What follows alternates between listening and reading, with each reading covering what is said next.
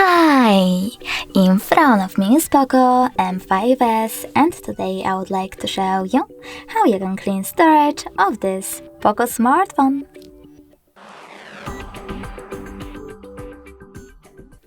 First of all, you need to open Devices Settings and click on the About Phone section.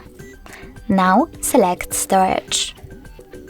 Over here you need to click on Free App, wait a bit, and then choose Clean Up.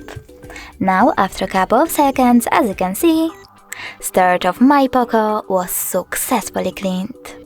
Thanks so much for watching. If you enjoyed this video, don't forget to leave a like, comment and subscribe. Bye!